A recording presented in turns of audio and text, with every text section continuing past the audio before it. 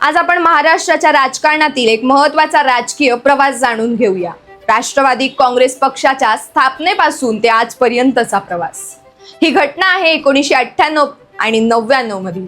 त्या काळात भाजप आणि तत्कालीन पंतप्रधान अटल बिहारी वाजपेयी यांचा देशावरती प्रभाव वाढत होता।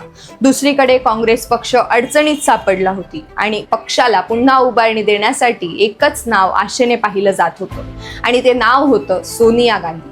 स्वर्गीय राजीव गांधी यांच्या निधनानंतर सोनिया गांधी यांनी सक्रिय राजकारणापासून दूर राहण्याचा निर्णय घेतला होता।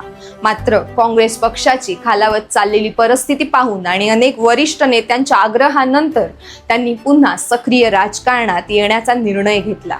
दरम्यान 1999 मध्ये अटल बिहारी वाजपेयी यांचे सरकार पडले।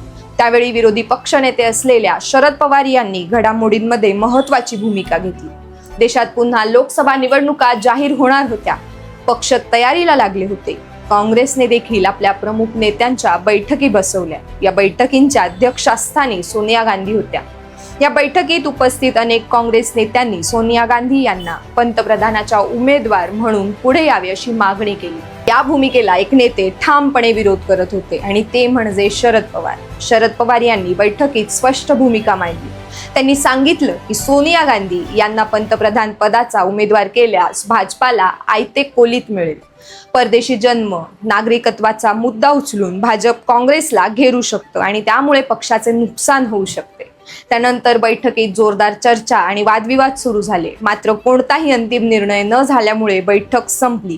बैठकीनंतर लगेचच दिल्लीत शरद पवार यांच्या निवासस्थानाबाहेर काँग्रेस कार्यकर्त्यांनी आंदोलन सुरू केलं।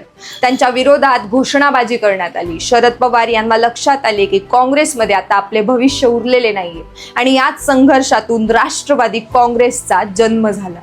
काँग्रेसने शरद पवार यांची पक्षातून हकलपट्टी केली। त्यानंतर शरद पवार यांनी राष्ट्रीय पातळीवर काम करणारे तारिक अनवरी आणि PA संगमा यांना सोबत घेऊन राष्ट्रवादी काँग्रेस पक्षाची स्थापना केली। महाराष्ट्रातील अनेक आमदार, खासदार शरद पवार यांच्या नवीन पक्षात सहभागी झाले। 10 जून 1999 रोजी मुंबईच्या शिवाजी पार्क मैदानावरती पक्षाचा भव्य स्थापना मेळावा देखील पार पडला। या काळात महाराष्ट्रात शिवसेना भाजप युतीचे सरकार होते।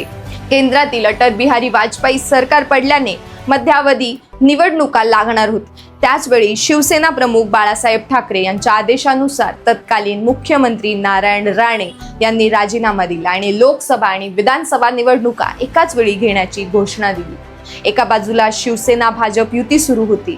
त्यांच्याकडे अटल बिहारी वाजपेयी, लालकृष्ण अडवाणी, बाळासाहेब ठाकरे, नारायण राणे, गोपीनाथ मुंडे, प्रमोद महाजन यांच्यासारखे दिग्गज नेते होते। दुसऱ्या बाजूला काँग्रेस आणि राष्ट्रवादी काँग्रेस हे दोन्ही पक्ष स्वतंत्रपणे निवडणूक लढवत होते। बहुतेकांना वाटत होतं की शिवसेना भाजप युती सहजपणे सत्ता टिकवेल। मात्र निकालाने सर्वांनाच धक्का बसला।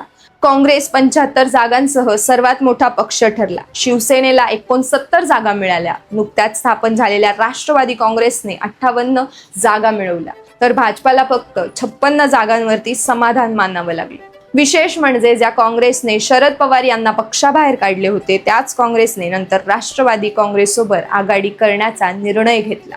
काँग्रेस आणि राष्ट्रवादी काँग्रेस एकत्र आले आणि महाराष्ट्रात लोकशाही आघाडी सरकार स्थापन झाले। राष्ट्रवादी काँग्रेस हा तरुणांचा पक्ष म्हणून ओळखला जाऊ लागला। RR पाटील, जयंत पाटील, अजित पवार आणि राजेश टोपे यांच्यासारखे तरुण नेते मंत्रिमंडळात काम करण्याची संधी मिळाली। 1999 ते 2014 या कालावधीत महाराष्ट्रात काँग्रेस राष्ट्रवादी आघाडीचे सरकार राहिले। 2004 मध्ये राष्ट्रवादी काँग्रेसने सर्वाधिक आमदार निवडून आणत राज्यातील सर्वात मोठा पक्ष बनवण्याची किमया केली। 2004 ते 2014 कालावधीत केंद्रातील डॉक्टर मनमोहन सिंग यांच्या सरकारमध्ये देखील शरद पवार यांनी केंद्रीय कृषी मंत्री म्हणून स्वतः ही महत्त्वाची जबाबदारी सांभाळली।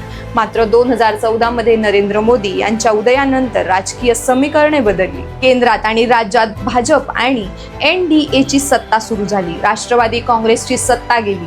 पंतप्रधान नरेंद्र मोदी यांनी अनेकदा शरद पवार यांचे सार्वजनिकरित्या कौतुक केले, त्यामुळे राष्ट्रवादी काँग्रेस NDA मध्ये सहभागी होणार असल्याची चर्चा अनेकदा रंगली.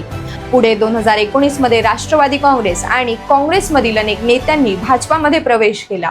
त्यामुळे भाजप पुन्हा एकदा सहज सत्तेत येईल असे वातावरण निर्माण झाले. मात्र विधानसभा निवडणूक जशी जशी जवळ येत गेली तसा तसा शरद पवार यांच्या सभांचा जोर वाढू लागला. शरद पवार यांना रोखण्यासाठी ईडीची नोटीस पाठवण्यात आली आणि याच नोटीसीने महाराष्ट्रातील राजकीय वातावरण बदलून टाकले. शरद पवार समर्थक आक्रमक झाले. शरद पवार यांनी देखील स्वतः ईडी कार्यालयात जाणार असल्याची घोषणा केली. राष्ट्रवादी काँग्रेसचे हजारो समर्थक मुंबईकडे रवाना झाले. ईडी दबाव वाढत गेला. ज्या ईडी नोटिसांमुळे अनेक नेत्यांची झोप उडाली होती त्याच ईडीला शरद पवार समर्थकांच्या दबावाचा सामना करावा लागला. अखेर ईडीने शरद पवार यांना पाठवलेली नोटीस मागे घेतली आणि तुम्ही आमच्याकडे येण्याची गरज नाही असं स्पष्ट केलं. या संपूर्ण वादामुळे शरद पवार यांच्याबद्दल सहानुभूतीची लाट निर्माण झाली. त्यांचे राज्यभर दौरे वाढले आणि झंझावती प्रचारामुळे राष्ट्रवादी काँग्रेसने 54 जागा जिंकल्या तर काँग्रेसने 44 जागा जिंकल्या. निवडणुकीनंतर आणखी एक मोठा राजकीय ट्विस्ट पाहायला मिळाला. शरद पवार यांच्या मध्यस्थीने काँग्रेसचा पाठिंबा मिळाला आणि शिवसेना, राष्ट्रवादी काँग्रेस अशी महाविकास आघाडी स्थापन झाली. भाजपाच्या तोंडून सत्तेचा घास काढून घेत महाविकास आघाडीने सत्ता स्थापन केली. याच काळात अजित पवार यांना सोबत घेऊन भाजपाने 72 तासांचे सरकार स्थापन केले. मात्र शरद पवार यांच्या राजकीय कौशल्यामुळे ते सरकार टिकू शकले नाही आणि अजित पवार पुन्हा महाविकास आघाडीत परतले. पुन्हा महाविकास आघाडीचे सरकार 2.5 वर्ष चालले. मात्र शिवसेनेचे नेते एकनाथ शिंदे यांच्या बंडामुळे हे सरकार कोसळले.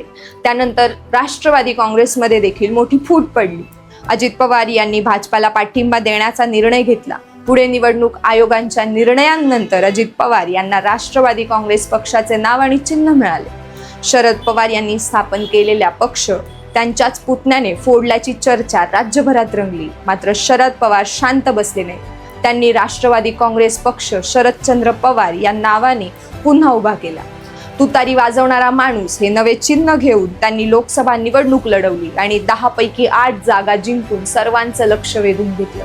मात्र त्यानंतर झालेल्या विधानसभा निवडणुकीत वेगळे चित्र पाहायला मिळते. सुमारे 2,48,00,000 महिलांना लाडकी बहीण योजनेचा लाभ मिळाला. या योजनेचा परिणाम निवडणुकीवरही दिसून आला. महिलांच्याच आशीर्वादाने भाजप, एकनाथ शिंदे आणि शिवसेना अजितदादा पवार यांची राष्ट्रवादी काँग्रेस यांना मोठा विजय मिळाला. तर शरद पवार यांच्या राष्ट्रवादी काँग्रेस पक्ष व महाविकास आघाडीला पराभवाचा सामना करावा लागला. 1999 मध्ये स्थापन झालेल्या या पक्षाने स्थापनेनंतर सलग 15 वर्ष सत्तेत स्थान मिळवले. त्यानंतर महाविकास आघाडीच्या माध्यमातून 2.5 वर्ष ते अजितदादा पवार यांच्या नेतृत्वाखाली असलेल्या राष्ट्रवादी काँग्रेसने 3 वर्ष सत्तेत स्थान मिळवले. म्हणजेच 27 वर्षाच्या राजकीय प्रवासात साधारणपणे 21 वर्ष सत्तेत सहभाग मिळवला. आज शरद पवार यांच्या राष्ट्रवादी काँग्रेस पक्षाचा आणि अजित पवार यांच्या पत्नी सुनेत्रा पवार यांच्या नेतृत्वाखाली राष्ट्रवादी काँग्रेस पक्षाचा वर्धापन दिन आहे. दोन्ही पक्षांना द फ्रीडम कॉलम यांच्या वतीने मनपूर्वक शुभेच्छा.